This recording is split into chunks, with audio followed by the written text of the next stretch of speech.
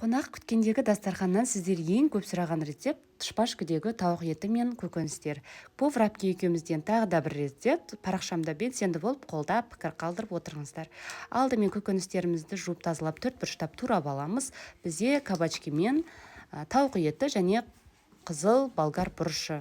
Осылай төрт бұрыштап тураймыз ыңғайлы етіп.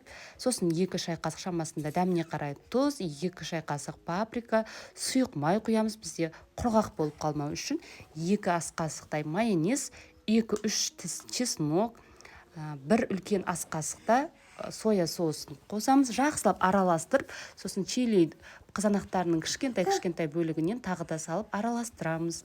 Сосын шпажкеге осылай рет-ретімен қоямыз. Бірінші кабачки, тауық еті, арасына қызыл болгар бұрышы. Ең соңында чили қызанағы пергамент қағазын төсеп, қызып тұрған пеште 180 градуста 20 минут жарты сағат шамасында пісіріп аламыз. Өте әдемі, сәнді көрінеді. Міндетті түрде дәл осылай дастарханға жасап көріңіздер, ассортияларға керемет болады. Менімен бірге болыңыздар, сіздермен болған үмида, астарыңыз дәмді болсын.